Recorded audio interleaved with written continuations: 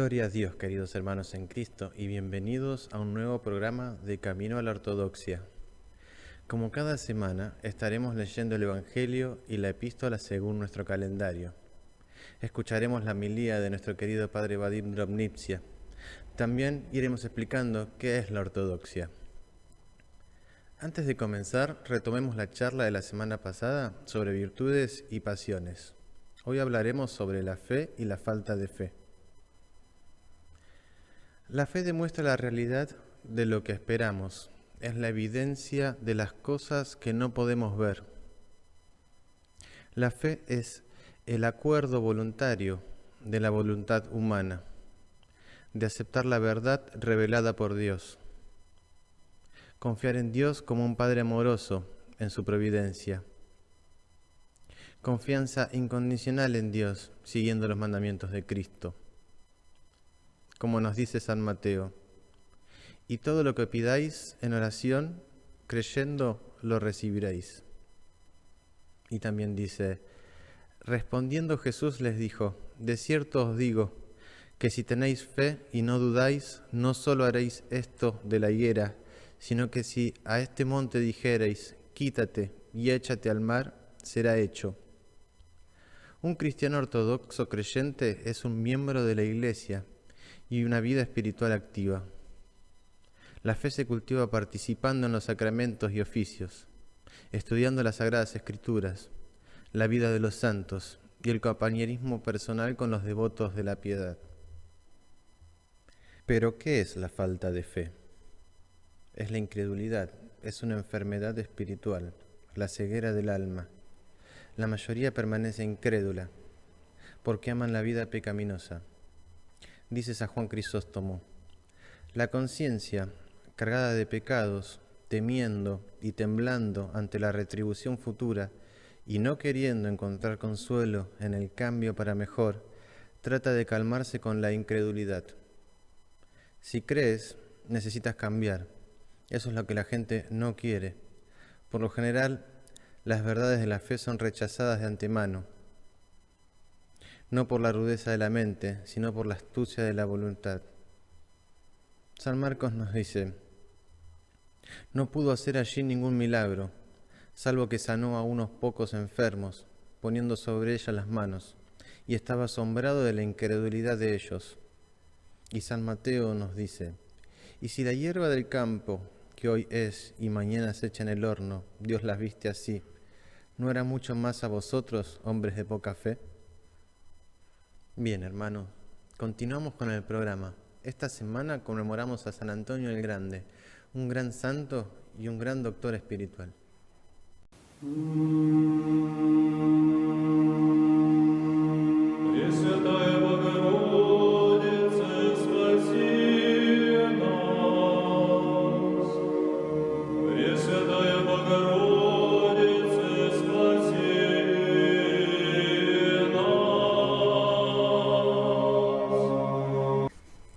San Antonio el Grande.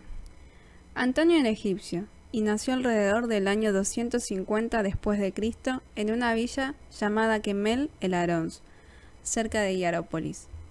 Tras la muerte de sus ricos y nobles padres, compartió su herencia con su hermana, que aún era menor de edad, ocupándose de que estuviese bien cuidada y dando su mitad de la herencia a los pobres.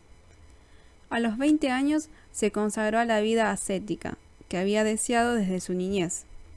Al principio vivía cerca de su villa, pero luego se retiró al desierto a orillas del Mar Muerto con el fin de escapar el tumulto de los hombres.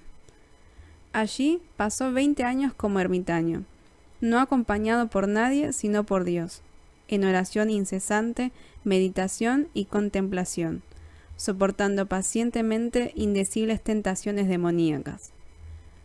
Su fama se extendió por el mundo entero y se congregaron en torno a él muchos discípulos, a los cuales colocaba en el camino de la salvación mediante su palabra y ejemplo. En 85 años de la vida ascética, solo fue 2 veces a Alejandría. La primera vez para buscar el martirio en un tiempo de persecución contra la Iglesia, y la segunda vez por invitación de San Atanasio, para que refutase las calumniosas acusaciones de los arrianos de que él también era seguidor de la herejía arriana. Partió de esta vida a los 105 años, dejando un ejército completo de discípulos y seguidores. Y, aunque Antonio no tenía educación, fue uno de los hombres más eruditos de su tiempo como consejero y maestro, a la altura de San Atanasio el Grande. Cuando unos filósofos griegos trataron de probar su conocimiento literario, Antonio los avergonzó preguntando: ¿qué es más antiguo, el entendimiento o el libro? ¿Y cuál de estos es la fuente del otro? Los avergonzados filósofos se dispersaron, pues se dieron cuenta de que tenían solo conocimientos de libros sin entendimiento, mientras que Antonio sí tenía entendimiento. He aquí un hombre que alcanzó la mayor perfección que un ser humano puede lograr en la tierra. He aquí un educador de educadores y maestro de maestros, que por 85 años se perfeccionó a sí mismo, y sólo así pudo perfeccionar a otros. Lleno de años y buenas obras, Antonio entró a su descanso en el Señor en el 356 después de Cristo.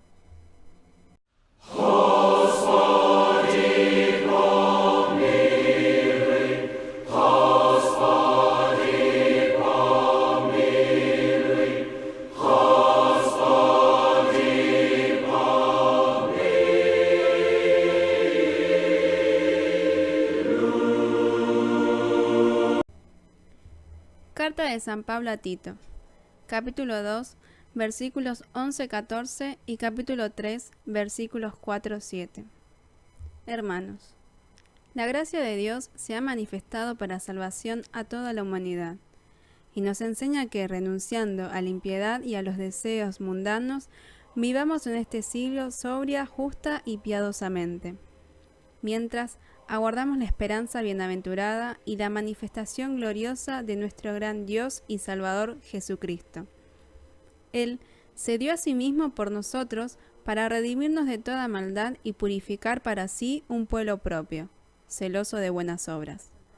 Pero cuando se manifestó la bondad de Dios, nuestro Salvador, y su amor para con la humanidad, nos salvó, no por obras de justicia que nosotros hubiéramos hecho, sino por su misericordia, por el lavamiento de la regeneración y por la renovación en el Espíritu Santo, el cual derramó en nosotros abundantemente por Jesucristo, nuestro Salvador, para que, justificados por su gracia, llegáramos a ser herederos conforme a la esperanza de la vida eterna.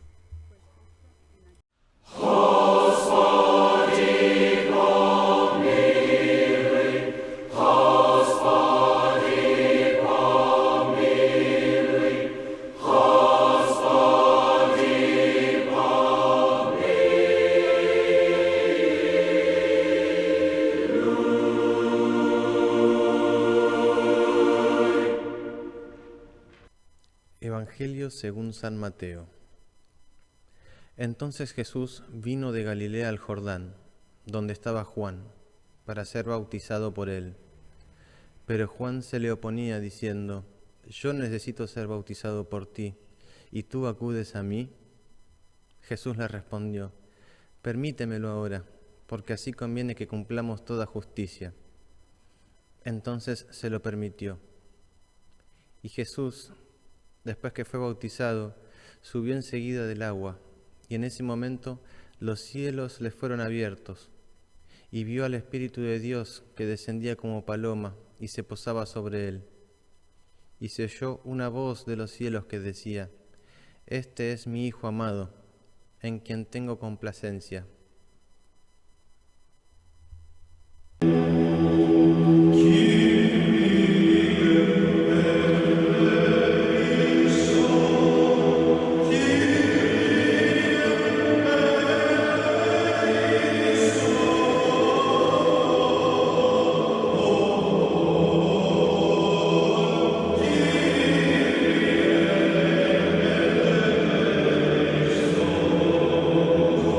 Gloria a Dios, queridos hermanos en Cristo, y saludo a los oyentes de nuestro programa. El domingo pasado celebramos la gran fiesta de Epifanía. Creo que esta fiesta y navideño de Cristo, o dicho en general, Estos acontecimientos forman parte del listado de acontecimientos conocidos en la Biblia como la aparición de la vida y aparición del hombre en la planeta Tierra, como la de las especies diferentes de los animales, libres en su decisión y no limitadas en su libertad. Sin duda que estos eventos tenían lugar aquí en la Tierra por voluntad de Dios, pero por voluntad y acción del hombre, la relación y la unión entre Dios y el hombre estuvieron destruidas. Nos podemos preguntar, ¿para qué ha nacido ese niño insólito en estas condiciones mágicas y sorprendentes? Obviamente que Dios, por su voluntad y obediencia de su Hijo, ha querido salvar a toda humanidad. Por eso el Hijo de Dios se incorporó en naturaleza humana y a partir de ese momento cada hombre por su voluntad puede unirse a Dios a través de Cristo y obtener así la vida divina, vida sin muerte, vida eterna. Cristo llegó a la tierra para salvarnos de los pecados y desde ese momento todos quienes están unidos a Él tienen posibilidades de recibir divinas energías, o diciéndolo en forma tradicional, recibir la gracia de Dios. Nosotros recibimos y aprovechamos la gracia de Dios porque Cristo destruyó a todos los obstáculos que el hombre levantó a través de su vida pecaminosa. En domingo nosotros recordamos un evento maravilloso, extraordinario, la aparición de Dios, o en griego Epifanía. Recordamos como único y verdadero Dios que manifestó su presencia con una voz desde los cielos diciendo: «Este es mi Hijo amado, en quien tengo complacencia». Momento en que su Hijo había recibido el bautismo de Juan Precursor y en que el Espíritu Santo descendió al Hijo como paloma y se pasaba sobre él. En domingo estamos en la iglesia participando en la fiesta de Epifanía y bendición de las aguas. Pregunto, ¿qué expresamos con nuestra presencia allá? ¿En qué creemos? Nosotros creemos que Dios, a través de Cristo, da al mundo la gracia y mediante el agua bendita que con su calidad se confirma nuestra creencia.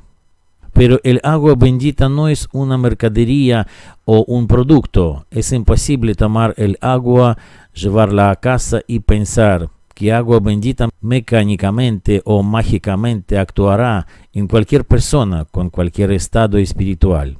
Eso es un error grave. Si quiere persona salvarse o no quiere, si quiere cambiarse o no quiere, todo lo que nosotros recibimos de Dios lo recibimos como reconocimiento de nuestros esfuerzos espirituales. Para que agua bendita actúe en nosotros con buena acción, depende de cómo estemos durante oficio, cómo llevamos a casa, cómo tomamos, qué vida llevamos con Dios. Esto solamente se los dijo como siempre, recomendaciones. Tomad agua, llévatla, bendicid sus casas y bebedla para curación corporal y espiritual. Gracias por su atención. Gloria a Dios.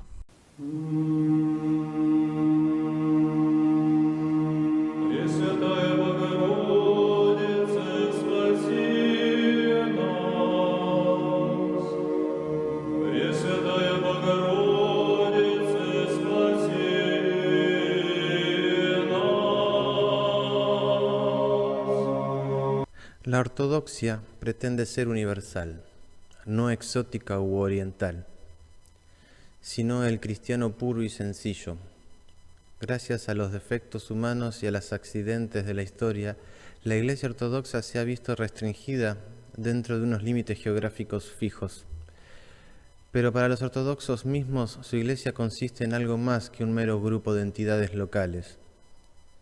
La palabra ortodoxia tiene dos significados a la vez, el de creencia justa y el de gloria justa o veneración justa. por lo cual se entiende que los ortodoxos afirman una cosa que puede ser que parezca sorprendente. Consideran su iglesia como la iglesia que conserva y proclama las creencias verdaderas sobre Dios y que le adora con la veneración indicada, es decir, la consideran como nada menos que la iglesia de Cristo en la tierra. La iglesia ortodoxa, pues, consiste en una familia de iglesias autogobernantes. Se mantiene unida no por una estructura centralizada ni por un prelado con poder único sobre el cuerpo entero, sino por el doble vínculo de la unidad de la fe y de la comunión sacramental. Cada patriarcado y cada iglesia autocéfala, aunque independiente, está completamente de acuerdo con las demás en todos los asuntos doctrinales, y entre todas existe al menos en principio plena comunión sacramental. En la práctica existen ciertas rupturas de comunión, sobre todo entre los ortodoxos rusos y ucranianos, pero esto es una situación excepcional y esperemos que provisional. En la Iglesia ortodoxa no existe ninguna figura equivalente al Papa en la Iglesia católica romana. Al patriarca de Constantinopla se le denomina el patriarca ecuménico, es decir, universal, y desde la escisión entre Oriente y Occidente ha gozado de un honor especial entre todas las comunidades ortodoxas, pero no tiene el derecho de interferir en los asuntos interiores de las otras iglesias. La historia de la ortodoxia está marcada externamente por una serie de súbitas rupturas. La captura de Alejandría, Antioquía y Jerusalén a mano de los árabes musulmanes, la ciudad de Kiev incendiada por los mongoles, el saqueo de Constantinopla en 2 ocasiones, la Revolución de Octubre en Rusia, mas son sucesos que, si bien transforman la apariencia exterior del mundo ortodoxo, nunca lograron quebrantar la continuidad interna de la Iglesia ortodoxa. Lo que más suele impresionar al ajeno cuando enfrenta a la ortodoxia es el aire que tiene de antigüedad, de aparente inmutabilidad. Los ortodoxos siguen practicando el bautismo de triple inmersión, tal y como se observa en la Iglesia naciente. Sigue entregando a los infantes y a los niños pequeños a que tomen la Santa Comunión. Durante la liturgia, el diácono todavía exclama las puertas, lo cual recuerda los tiempos primitivos, cuando el umbral de la iglesia era cuidadosamente vigilado, para que nadie más que los miembros de la familia cristiana asistieran a los cultos familiares. El credo se sigue recitando sin adiciones. Cuando se le pide a los ortodoxos en las reuniones ecuménicas de la Iglesia moderna resumir cuáles creen ser las características distintivas de su Iglesia, muchas veces indican precisamente la inmutabilidad, la determinación de permanecer fieles al pasado, el sentido de continuidad viviente con la Iglesia de los tiempos antiguos. Esta concepción de la continuidad viviente viene resumida para los ortodoxos en un solo vocablo: tradición. No buscamos alterar las fronteras eternas prescritas por nuestros padres, escribe Juan Damasceno, sino que conservar la tradición tal y como la heredamos. Este concepto de la tradición como entidad viva viene certeramente expresado en los escritos de George Florovsky. La tradición es testimonio del Espíritu, la revelación inagotable del Espíritu y su predicación de las buenas noticias. Para poder aceptar y entender la tradición, nos hace falta vivir dentro de la Iglesia, ser conscientes de la presencia en ella de Dios, que concede la gracia, sentir en ella el aliento del Espíritu Santo. La tradición no consiste solamente en un principio protector y conservador, consiste, más que nada, en el principio del crecimiento y de la renovación. La tradición es la eminencia constante del Espíritu, y no solamente el recuerdo de ciertas palabras. La tradición es testimonio del Espíritu, según lo dice Cristo. Cuando venga el Espíritu de la verdad, Él os guiará a la verdad completa. Esa es la promesa en la que hace hincapié la devoción ortodoxa a la tradición. Bien, hermanos, hemos llegado al final del programa de la semana. Espero que les haya gustado. Gloria a Dios.